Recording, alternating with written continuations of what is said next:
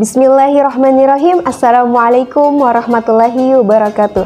Perkenalkan, nama saya Gufra Risman dengan NIM 20100121002, Prodi Pendidikan Agama Islam, Fakultas Tarbiyah dan Keguruan UIN Alauddin Makassar.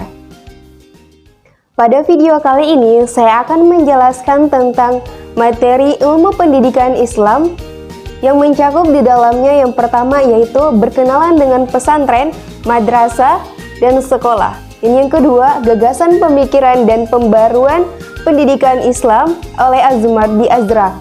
Dan yang ketiga, potret pendidikan Islam, perspektif pembaruan pemikiran dan gerakan Islam Indonesia kontemporer. Dan yang keempat, guru dalam pendidikan Islam. Yang kelima, filosofi pendidikan seumur hidup. Yang keenam, riset mini tentang program studi Pendidikan Agama Islam Fakultas Tarbiyah dan Keguruan UIN Alauddin Makassar. Baik, yang pertama yaitu berkenalan dengan pesantren, madrasah, dan sekolah. Madrasah adalah sekolah atau perguruan yang didasarkan pada agama Islam. Sedangkan jenjangnya ada madrasah ibtidaiyah, yaitu sekolah agama Islam tingkat dasar atau SD. Madrasah sanawiyah yaitu sekolah agama Islam pada tingkat menengah pertama atau bisa disebut dengan SMP. Dan madrasah aliyah yaitu sekolah agama Islam pada tingkat menengah atas yaitu SMA. Sedang bila ditinjau dari aspek sejarahnya, setidaknya ada dua faktor penting dalam melatar belakangi kemunculan madrasah. Perbedaannya dengan pesantren adalah di madrasah terdapat bangku, papan tulis, ulangan, ujian, dan administrasi lainnya. Yang kedua, pesantren. Membicarakan tentang pesantren tidak akan pernah lepas dari seorang kiai. Pesantren juga erat kaitannya dengan paradigma dikotomi dalam memandang sebuah ilmu, yakni memisahkan antara ilmu agama dengan ilmu umum. Karakteristik pesantren yang terkesan kaku karena doktrin-doktrin dari kitab klasik di pesantren yang mengutamakan ilmu agama wajib daripada ilmu umum fardu kifayah. Termasuk di dalamnya terdapat acara anti cinta dunia secara berlebihan. Nah, yang ketiga yaitu sekolah. Sekolah dalam pendidikan Islam memiliki kewajiban membimbing peserta didiknya dalam mendalami pendidikan agama Islam. Dapat diambil kesimpulan dari tiga bentuk pendidikan dalam pembahasan ini, maka tujuan pendidikan Islamnya tidak serta-merta secara detail harus disamakan. Harus diadakan asesmen outcome, yaitu menelaah terlebih dahulu tolak ukur kesuksesan seperti apa yang ingin dicapai atau diutamakan. Hal itu sekaligus dikaitkan dengan pengetahuan pendidik tentang sejauh mana kemampuan peserta didik. Misalnya, tolak ukurnya adalah bisa mengerjakan sholat duha secara rutin, bisa membaca bacaan sholat dengan benar, membaca kitab kuning, bisa memimpin tahlilan, atau bisa menghafal ayat Al-Quran, dan sebagainya. Baik, materi selanjutnya yaitu potret pendidikan Islam, perspektif pembaharuan, pemikiran, dan gerakan Islam Indonesia kontemporer. Yang pertama yaitu pendidikan Islam kontemporer. Pendidikan Islam kontemporer adalah kegiatan yang dilaksanakan secara terencana dan sistematis untuk mengembangkan potensi anak didik berdasarkan pada kaidah-kaidah agama Islam pada masa sekarang. Dan yang kedua, pemikiran Islam kontemporer di Indonesia. Pemikiran Islam kontemporer adalah pemikiran Islam yang berkembang pada masa modern abad ke-19 sampai saat ini.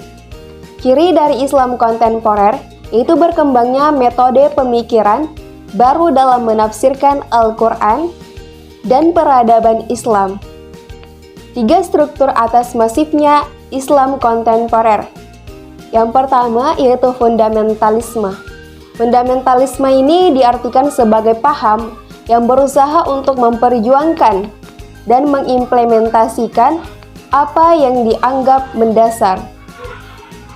Faktor yang melatar belakangi munculnya gerakan fundamentalis adalah situasi dan kondisi politik yang kacau, baik di tingkat domestik maupun tingkat internasional. Dan yang kedua yaitu reformasi Islam. Reformasi diartikan sebagai pembaharu melalui pemurnian agama. Dan yang ketiga yaitu modernis.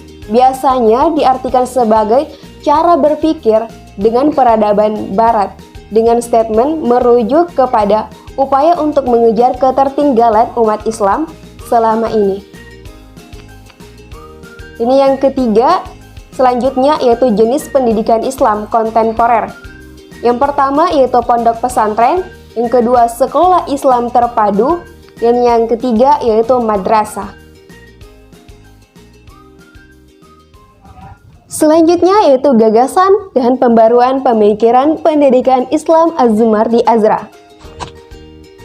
Gagasan Az-Zumardi Azra mengenai pendidikan Islam merupakan hasil pemikiran terhadap pengembangan mutu pendidikan Islam. Gagasan yang dimaksud adalah tujuan dan kurikulum pendidikan Islam. Adapun mengenai pemikiran Az-Zumardi Azra terhadap pendidikan Islam, yakni perhatiannya terhadap demokratisasi dan modernisasi pendidikan Islam dengan tujuan agar mampu mengangkat martabat lembaga pendidikan Islam yang menghasilkan kualitas tinggi. Dalam pembaruan, Az-Zumardi Azra menitik beratkan pada input dan output pendidikan Islam bagi masyarakat dengan memadukan nilai-nilai tradisional dan nilai-nilai yang berorientasi ke masa depan.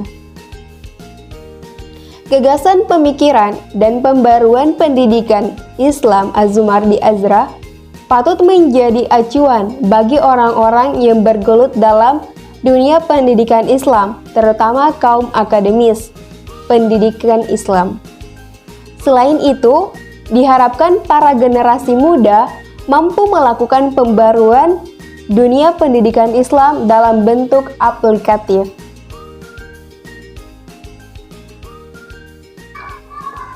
Baik, materi yang keempat yaitu guru dalam pendidikan agama Islam, yang mencakup definisi, sifat, tugas, kompetensi guru. Nah, yang pertama yaitu guru pendidikan agama Islam. Jadi, guru pendidikan agama Islam atau PAI merupakan orang yang melaksanakan kegiatan bimbingan pengajaran atau latihan secara sadar terhadap peserta didiknya untuk mencapai tujuan pembelajaran, yaitu menjadi muslim yang beriman dan bertakwa kepada Allah Subhanahu wa Ta'ala, serta berakhlak mulia dalam kehidupan pribadi, bermasyarakat, berbangsa, dan bernegara. Atau dengan kata lain, guru pendidikan agama Islam adalah seseorang yang bertugas mengajar, mendidik, membimbing, serta orang yang memahami tingkat perkembangan intelektual siswa di sekolah dan menanamkan ilmu-ilmu pengetahuan agama Islam dengan tujuan menyiapkan kader-kader Islam yang mempunyai nilai-nilai keimanan. Yang kedua, tugas guru pendidikan agama Islam. Sebagaimana yang saya sebutkan tadi bahwa tugas-tugas guru selain mengajar ialah berbagai macam tugas yang sesungguhnya bersangkutan dengan mengajar, yaitu tugas membuat persiapan mengajar, tugas mengevaluasi hasil belajar, dan lain-lain yang selalu bersangkutan dengan pencapaian tujuan pengajaran. Nah, adapun tugas dan tanggung jawab selaku guru agama antara lain, yang pertama, mengajar ilmu pengetahuan agama, dan yang kedua, menanamkan keimanan ke dalam jiwa anak. Yang ketiga, mendidik anak agar tetap menjalankan ajaran agama. Yang keempat, mendidik anak agar berbudi pekerti yang mulia. Nah, yang ketiga, sifat guru pendidikan agama Islam, bahwa seorang guru PAI harus mempunyai sifat-sifat yaitu sabar, tawadu, adil, senantiasa bersifat kasih tanpa pilih kasih, dan lain-lain. Oleh sebab itu, sifat-sifat tersebut harus dimiliki pendidik agar bisa disenangi dan dicintai muridnya. Karena pada hakikatnya, sifat pendidik sangat mempengaruhi anak dan mata pelajarannya. Jika sifat-sifat tersebut ada di dalam pendidik, maka di samping disenangi oleh siswanya juga akan meneladani sifat-sifatnya dan menyenangi mata pelajaran yang diampunya. Kemudian, kompetensi guru dalam pendidikan agama Islam. Yang pertama, kompetensi pedagogik. Yang kedua, kompetensi kepribadian. Yang ketiga, kompetensi profesional. Dan yang keempat, kompetensi sosial.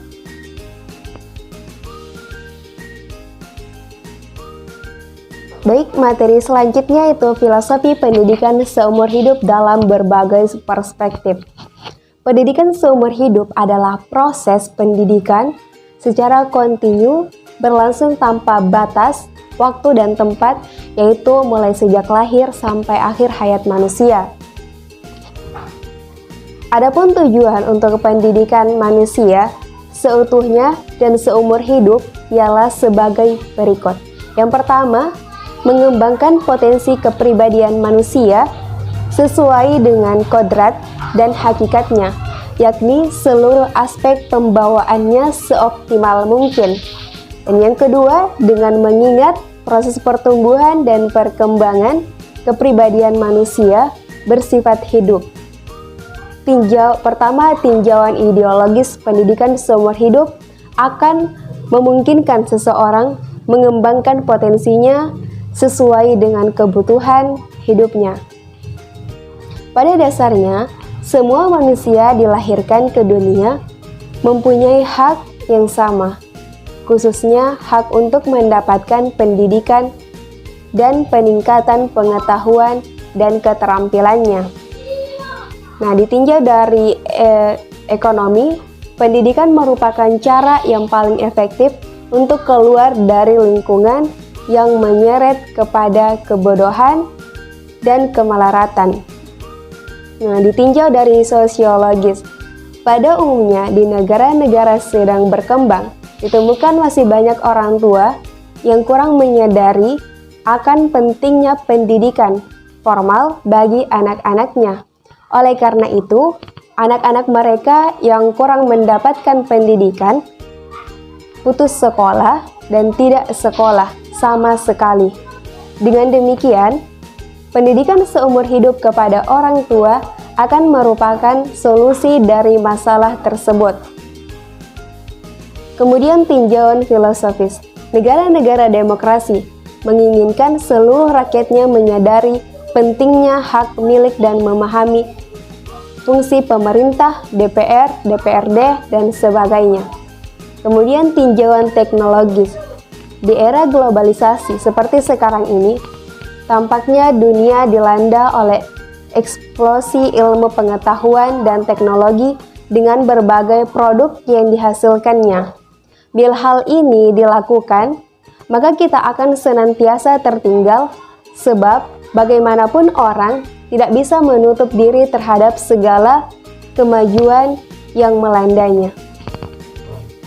Kemudian tinjauan psikologis dan pedagogis. Tujuan pendidikan jalur sekolah yang utama sekarang ialah mengajarkan bagaimana cara belajar, menanamkan motivasi yang kuat dalam diri anak untuk belajar terus sepanjang hidupnya, memberikan skill kepada anak didik secara efektif agar dia mampu beradaptasi dalam masyarakat yang cenderung berubah secara cepat. Baik, materi yang terakhir yaitu riset mini tentang program studi PAI Fakultas Tarbiyah dan Keguruan UIN Alauddin Makassar. Yang pertama yaitu profil jurusan Pendidikan Agama Islam UIN Alauddin Makassar. Jurusan Pendidikan Agama Islam merupakan salah satu program studi yang ada pada perguruan tinggi negeri atau PTN di Makassar, yang dahulunya bernama Jurusan Pendidikan Agama Fakultas Tarbiyah Institut Agama Islam Negeri atau IAIN Alauddin Ujung Pandang. Keberadaan jurusan Pendidikan Agama Islam pada IAIN saat itu mengikuti perkembangan zaman IAIN Alauddin Ujung Pandang, yakni didirikan pada tahun 1964 dengan SK Pendirian nomor 91 tanggal 7 November tahun 1964. Yang kedua, dasar dan tujuan jurusan Pendidikan Agama Islam UIN Alauddin Makassar secara operasional. Eksistensi jurusan Pendidikan Agama Islam PAI Fakultas Tarbiyah dan Keguruan UIN Alauddin Makassar didasarkan para peraturan perundang-undangan yang berlaku, antara lain yang pertama Undang-Undang RI Nomor 20 Tahun 2003 tentang Sistem Pendidikan Nasional. Yang kedua, Peraturan Pemerintah Nomor 60 Tahun 1999 tentang Pendidikan Tinggi.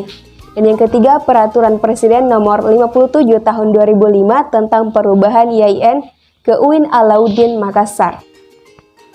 Tujuan jurusan Pendidikan Agama Islam Fakultas Tarbiyah dan Keguruan UIN Alauddin Makassar adalah menyiapkan peserta didik yang memiliki pertama, kemampuan akademik dan atau profesional sebagai pendidik agama Islam atau tenaga kependidikan di sekolah dan madrasah.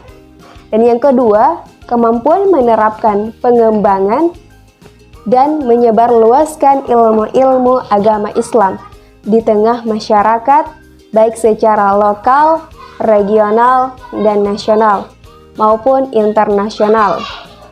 Kemudian, visi, misi, dan tujuan jurusan Pendidikan Agama Islam UIN Alauddin Makassar. Yang pertama, visi.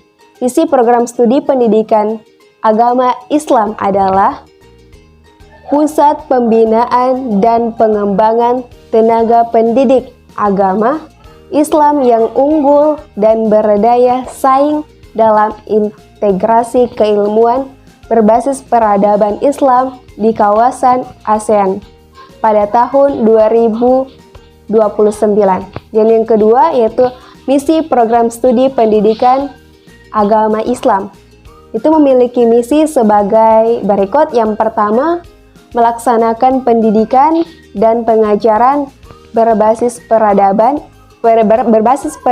Islam yang berkualitas dan berdimensi multiliterasi. Dan yang kedua, melaksanakan penelitian dan pengembangan ilmu dalam bidang pendidikan agama Islam yang produktif dan inovatif. Dan yang ketiga, melaksanakan pengabdian kepada masyarakat dalam bidang pendidikan agama Islam yang profesional dan berintegritas. Dan yang keempat, memperkuat jaringan kerja sama dengan lembaga-lembaga negara dan swasta yang berskala nasional dan internasional.